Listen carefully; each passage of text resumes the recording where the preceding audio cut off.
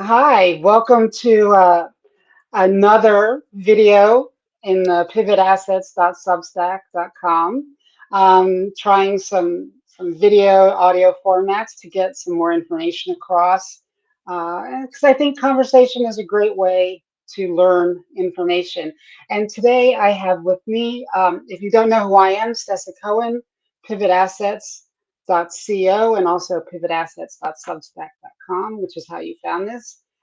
Independent analyst, consultant, um, go-to-market advisor, strategic advisor to fintechs, finserves, banks, financial institutions worldwide. So I'm happy to introduce Richard Stiennon, who is a research analyst, entrepreneur, cybersecurity expert. Okay. Thank you so much, Sessa. It's great to be here on your show.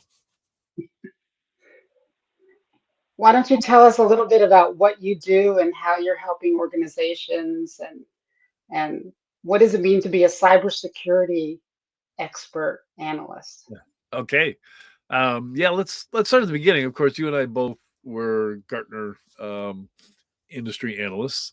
It's funny, when I joined Gartner 25 years ago, the only thing I knew about Gartner was a product they had called DataQuest. And DataQuest was a dot-com boom market research tool that when I was at PwC, we all had on our desktops. We had Lotus Notes, something or other, and it would feed all this news of what's going on in the tech space. And I was just addicted to it. And so I joined Gartner, and I was asked to write a Magic Quadrant for IDS. So I asked the DataQuest people, such as they were, to give me a list of all the IDS vendors, so I can start deciding which ones I should evaluate for the Magic Quadrant. They gave me a list of 6, 2 of which didn't have any IDS product whatsoever. And it was, And IDS for us banking folk uh, is oh yeah, IDS is intrusion detection system.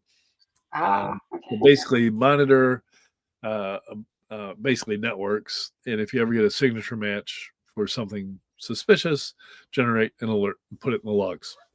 So that, is a failed market for that whole product. It still exists, but it's all freeware, and people still use it for that. So, so when I left Gartner, I had this idea in my head. I want to recreate DataQuest for the area that I'm expert in, which is the cybersecurity industry. Back in 2004, when I left, there were about 1,200 vendors. And by the time I started IT Harvest, after the mandatory 12-month cooling off period when your non-compete was in force, um, I, I started capturing all the vendors, just a spreadsheet, right? And where they were located, and what they did, which is the hardest part, is categorizing them. And I collected about 2,200 back then. And now we fast forward to now, that's turned into an app. We've got 4,388 vendors in the database. And more importantly, we've got 11,340 products from those vendors in the database. None of this would have been possible without large language models coming about a couple years ago. So we rely heavily on those to be our data gatherers and data interpreters. So that's kind of where we are today. I'm, even though I know a lot about cybersecurity, I'm not an expert because I'm not a practitioner. It's been years since configured firewalls, etc. And I used to be a pen tester for PwC, but I do know a lot about the industry and have seen, every wave of the industry as we went through them, lived through the rise of antivirus and then the ultimate failure of antivirus, and now the kind of the replacement for that, which is so-called endpoint detection and response, and other things going on in every subsegment of the industry. And of course, right now, like all technology, we're going through its biggest evolution, if not revolution, and that's the introduction of AI. We can talk about that. Okay. Well, and I think financial services is an area where we don't like to talk about like security, but we do talk about security because it touches every aspect of financial services, whether you're talking about small business owner customers or large corporate treasury management, or you're talking about payment rails from, Zelle to wire transfer, managing institutional assets. I mean, security has to be on the top of everyone's mind all along the supply chain, if you will, of digital transformation, right? Um, there's definitely, questions in the banking world about the security of APIs and BaaS, you know, um, banking as a service. But I wanted to ask you specifically about, the top, and because you deal with people from all industries, the top cybersecurity issues for which organizations look for vendors, which is your bailiwick. Are financial institutions different in any way from other kinds of corporations and large organizations that need stuff? Yeah, actually, they're typically viewed as being on the cutting edge. Oh, They are, yeah, I know, surprise. The largest private security organizations in the world, cybersecurity, are at the big banks. So JP Morgan and Bank of America, between them, have the biggest teams, right? Bank of America is usually quoted at about 2,200 people in the IT security department, and they hire 200 people a year. Well, there's that much turnover every year. So they're actually doing a service or training 200 people a year for other jobs outside of Bank of America. so if Uh, you're a bank in the United States, maybe elsewhere, looking for security people, looking for those two banks on the resume would be a yeah, yep. good idea. Post ad, Awesome. post ads in where is it, Raleigh, North Carolina, Yeah. and the Craigslist there for security. Yeah. Oh, awesome. No, I mean, because one of the pressing needs for banks is talent, like everywhere else. But anyway, I didn't mean to interrupt you too much from your course around cybersecurity and banks and other organizations. Yeah. So, So if you think of it, there's two motivations for attackers. One is everything a nation state does, which is mostly espionage, but can include sabotage. The other is money, and that's the banks have the money, so that's where the yeah. attackers are going to go. And the attackers can either directly target the bank's infrastructure, or more likely target the bank's customers and the business processes the banks have provided for those customers to access their funds. And so, wide gamut of attacks. And it's where there's a lot of investment in both anti-fraud, identity verification, and know your customer um, uh, solutions that are helping people try and lock out the attacker from North Korea when they've managed to steal somebody's credentials and log into the bank account in an attempt to empty it. So, and I say the fastest way to get rich in the cybersecurity industry is to create a new anti-fraud solution that's one step better than whatever, all you need is a 1% improvement over what went before, and people will buy it because it saves a lot of money. And those companies get acquired by MasterCard and Visa and a couple other, and just it just keeps rolling and rolling. There's always a new anti-fraud company. Yeah. I mean, one of the trends I've seen from the banking side is the desire to remove friction for account opening, right? Let's make it as easy as possible. With thinking about it in a silo has resulted in a huge uptick for some financial institutions in account opening fraud Yeah. because banks still tend to build products and services in little silos. So it's they're seeing that now that maybe some friction might be helpful and some of that fraud detection and know your customer stuff needs to be adjusted. Yep. Well, I know you can solve the fraud issue, right? 99.9% of fraud issues go away if the customer is present while they're signing up for an account. Yeah, If you're that just goes over well in the no branch group. right, that's right. So in a no branch online bank, now you got issues, and it's too Yeah. late to incorporate Zoom calls because of deep fake technology. Those can be totally fake. Wow. Okay. Yeah. There's lots of ways to work around it. I know U.S. banks would be shocked at how easy it was for me to open an account at Commonwealth Bank when I was in Sydney. So I was advising Commonwealth on cyber attacks. I said, "Oh, I should have a bank account here." Um, so I just go downstairs into the branch, and somebody wheels over a little cart with a computer terminal on it, walks through a bunch of questions, no request for an initial deposit. Wow. Ready to give them cash to open up an account.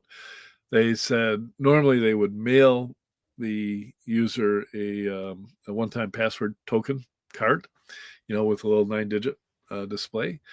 And because I was traveling, they said, "Well, to come back in the afternoon, we'll have it ready for you." So I came back. They give me the card, everything all set, and then they said to initiate, your account, just wire transfer money into it from another bank account.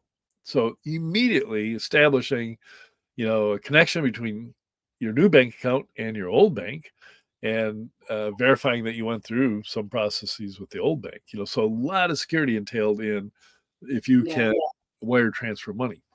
So so I come back home and I call up my bank and they said, "Oh, okay, Australia, that'll be $100 transfer fee."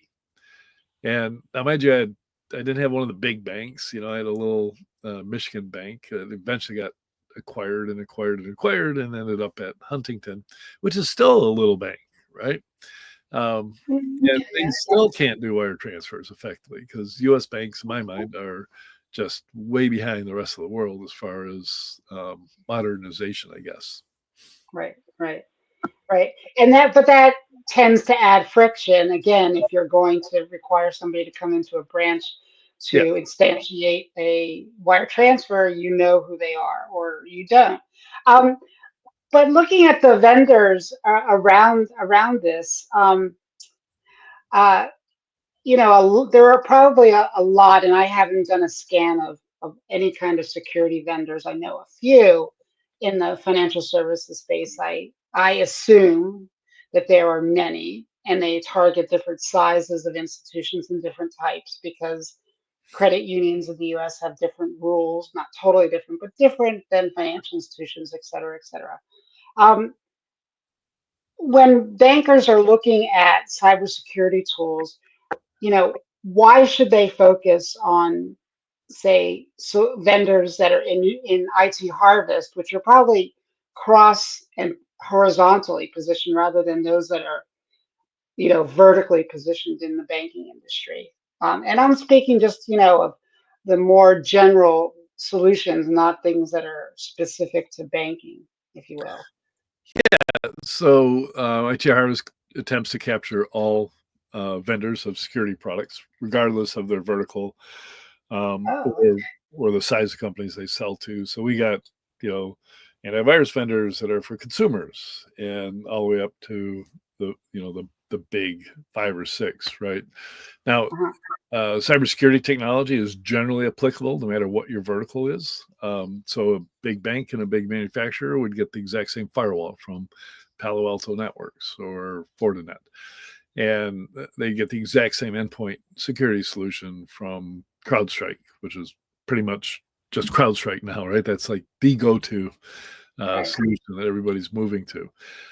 So that part it doesn't matter, right? But the banks are just going to buy more of it because they're big, and the big banks are big, obviously, and potentially the smaller banks, the credit unions, are going to buy from lower cost providers that might not have um, you know the best solution. It's not the $20 a month per user solution. It's the $2 per month per user solution because they have to watch their budgets.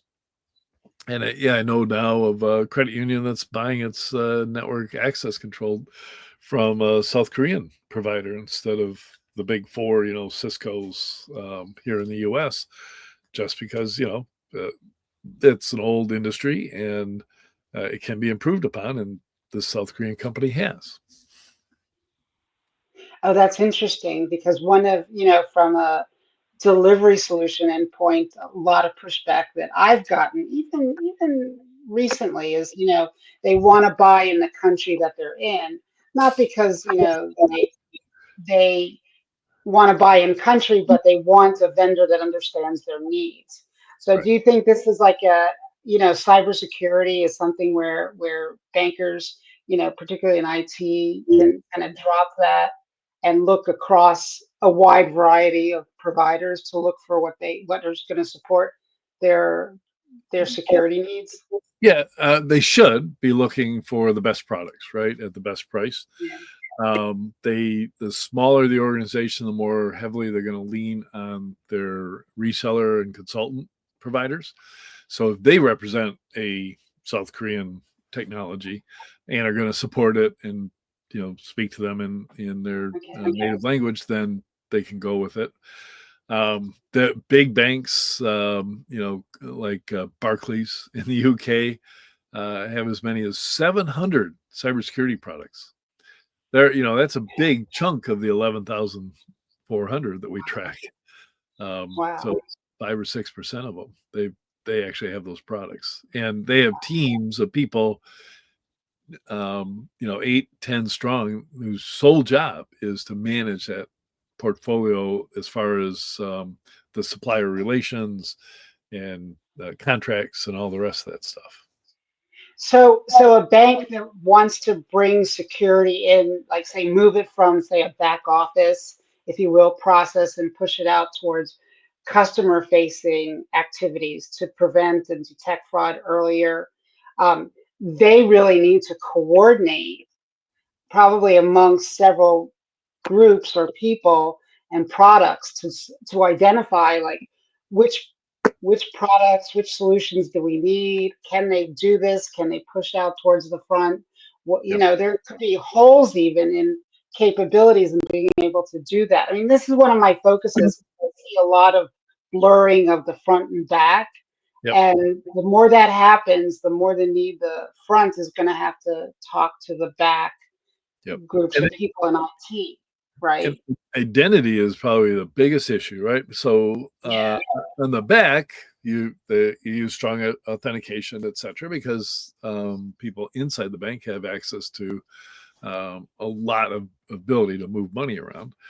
But for your customers, at least here in the U.S., most banks are still username and password.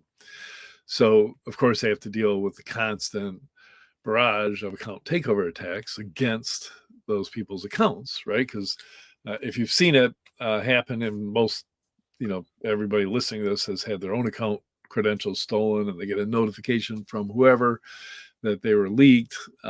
If you follow one of the websites that tracks those, or you subscribe to one of the threat intelligence companies, they will also tell you whenever one of your credentials or your employees' credentials ends up in one of these and therefore public databases.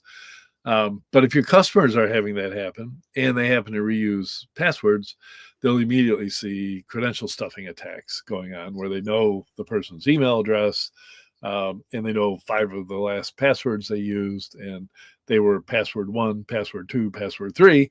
Now they're going to try password 6, 7, and 8 to break in, and you'll see that on your banking front end. You'll see those attempts, and you should do something about that. You should probably lock that customer's account and force them to reset to a strong password. That's just the bare minimum, right? You should also offer at low to no costs some sort of 2-factor authentication, be it phone. Phones are still good. They're eminently hackable. Pretext, etc., can get access to an SMS code sent to your phone. But no, it just doesn't happen very often, right? For a very big target, it could easily happen. For a bunch of consumer level or retail level bankers, not so much. Yeah. I mean, I think there's like more that you could push onto the devices, plural, and bring them to bear.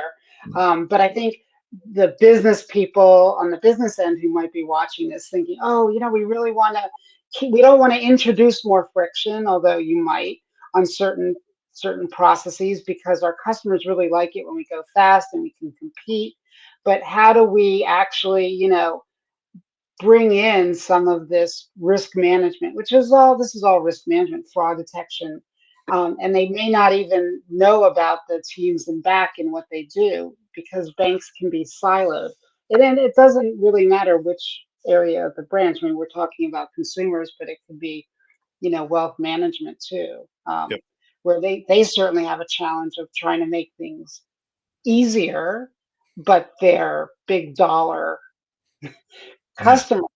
And if you screw up and there's a fraud attempt, it's a huge deal. I mean, you're looking at a huge exposure, obviously, and it's not just that customer, it then becomes reputational Right. at a different level, Oh yeah. obviously. So, yeah, so it sounds like the banks that want to be even forward thinking on the delivery ends, on the product differentiation, really should be talking with the people who are doing the security to find out, not just to present it here, we're doing this, and then have the security people go, no, you can't, but to Right. bring them in earlier Yeah. might be a better way to.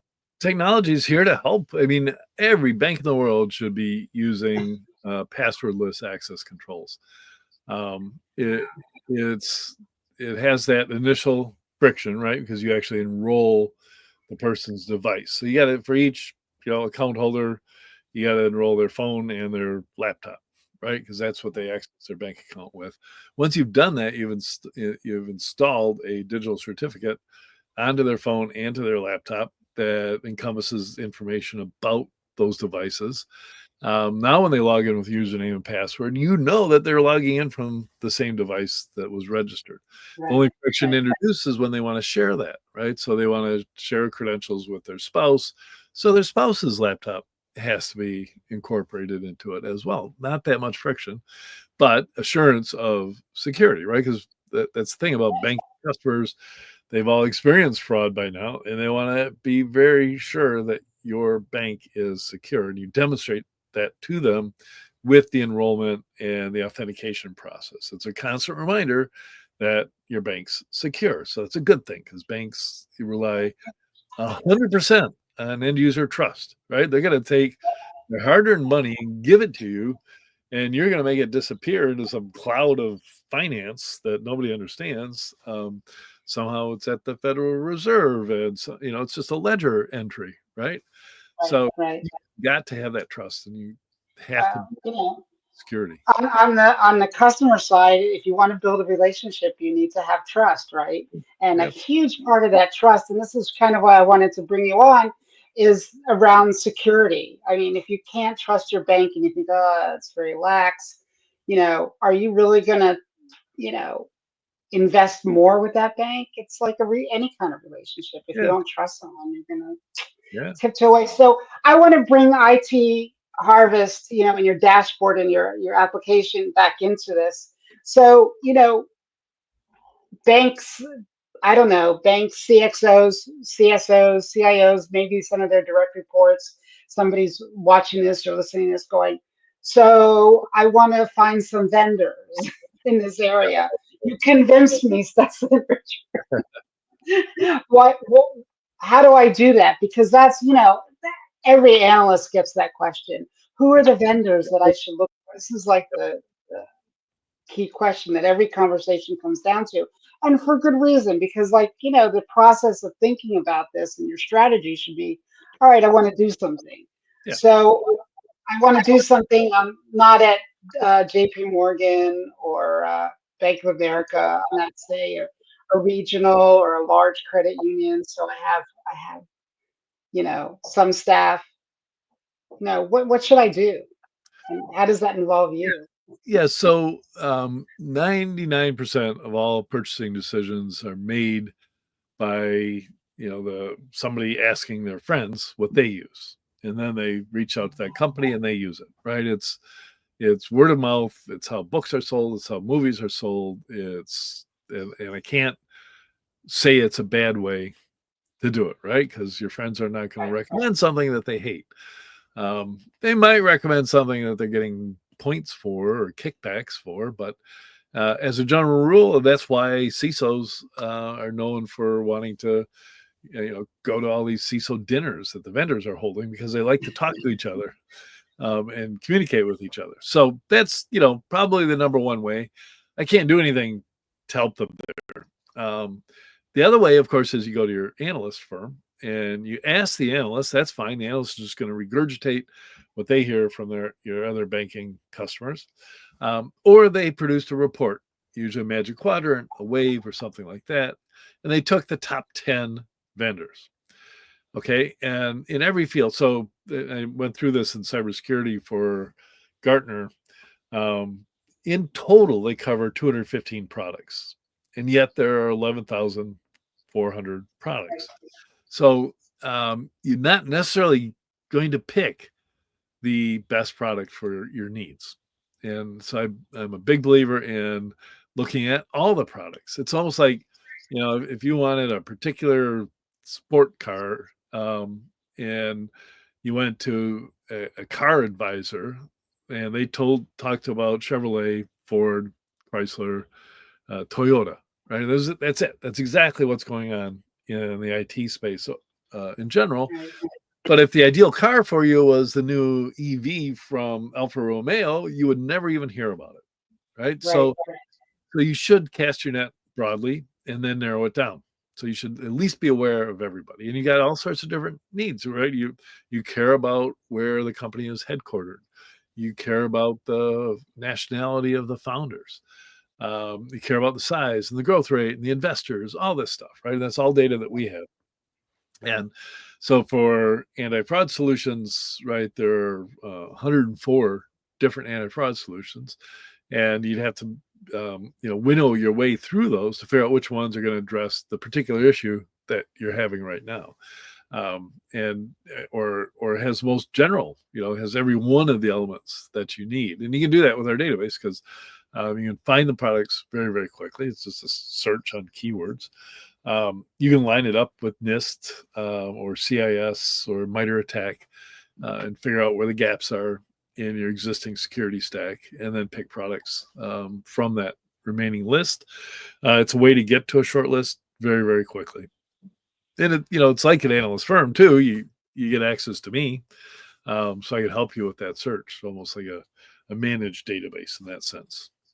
Yeah, yeah. Well, there's data and then there's the analysis piece. So Right. that's always helpful. And and that data it's static, right? It's constantly being updated. Yeah, exactly. Yeah. Wow. Yeah. So, because we know sometimes processes like vendor evaluations can take time.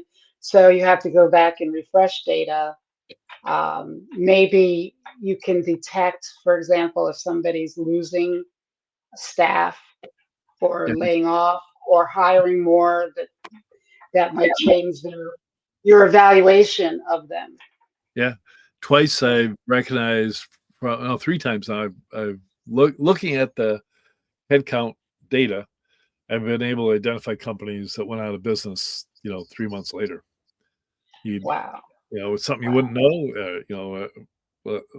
We could talk for hours about how bad trade press is, but they do not cover news and they do not investigate anything, right? They just sit at their desk and accept pitches from PR people. Right. So folks in the security teams can skip all that scrolling That's right. and social media posts and just come here and say, hey, I've been tracking this vendor and what's going on with them, or we're tracking these 3 vendors, or we have a magic quadrant. Is this complete? Like you said, any kind of published work is, first of all, frozen in time. And you have to slice. You have to say, we're not going to go more than this many Yeah. vendors. Well, Otherwise, here's a great example in the security space. The biggest acquisition just occurred with Wiz getting acquired for $32 billion. A little startup came out of nowhere 5-6 years ago. Wiz has never appeared on a Magic Quadrant. Yeah. Their product is so new that there's no Magic Quadrant for it. And Right. I actually published a list of 10 cybersecurity unicorns that are not in Magic Quadrants. So in other words, the companies you hear about every single day are not Right. being evaluated against their Yeah. peers. And we bring that up because these published types of reports, are things that people in IT rely on. It could be a wave or whatever other analyst groups, but it becomes very useful, as it's supposed to be a guide, but it can be direct, really point people in a certain direction and Yep. not see other providers. Um, Conversely, let's say I'm a new whiz, or I hope to be a new whiz, and I want to get in your database. Will I be there whether or not I contact you, or what's the deal with that? Absolutely. If it's super early, you should contact us because we will catch you when you start exhibiting at conferences or you get funding or you become active on LinkedIn. All you have to do is actually connect to me, and I'll say, "Who's that?" And don't have that company, and we add Right. you. So we have 1,500 companies that are fewer than 10 people. But when you look at Wiz, our employment curve starts when they had 2 people. So we were tracking them from 2 people up to 600. Yeah. Yeah. So all the cybersecurity startup people, founders, whether you're in fintech specifically or FinServe or cross, horizontally, follow this guy on LinkedIn. Yeah. And, So yeah. get a copy of my book, so this is the Awesome. full version of Security Yearbook. You can check to see if the vendor's in there. Instead of getting a subscription, you just get the damn book for $54, right? The current version. And it's got all the companies by category. Doesn't have all the products, right? So it's a 500-page book just with the 4,000 companies. It would be a 1,000-page book if we had 11,000 products. So they should get a subscription because it's Yeah. it's worth it. If you're running any kind of security operation, you need to keep track of stuff. And as an independent analyst, whose our currency is objectivity, I mean that's where you want to be. There are other tools out there, but certainly it sounds like what you're saying is that banks are actually pretty on the forefront of security, even though there may Yeah. there may be things they're not doing perfectly. The larger banks have pretty big security operations. Yep. But they're not the only ones that need to be able to evaluate vendors, because it's not always size or verticalness of the security product that determines whether it's something you should evaluate and then decide to buy. Did I sum that up pretty Yeah. well? Yep. That's perfect. That's just how it works. It's Awesome. right. The asset value that you're protecting is that's the beautiful thing about money, right? Is once it moves out of your hands, you can't trace that money back to anybody, right? It just keeps moving around. So it makes it an ideal thing to steal, and that's exactly what's going on, and you have to stop it. Yeah. Well, Richard, I really want to thank you for your time. I really appreciate it. This has been really informative. Thanks. And people can contact you through it-harvest.com, right? Yep. Easy to And find. you're linked in as well. Yep. If you All over. need to reach me, you can reach me at pivotassets.substack.com or LinkedIn. So thanks again for your time, and we'll talk again soon. Thanks. Bye.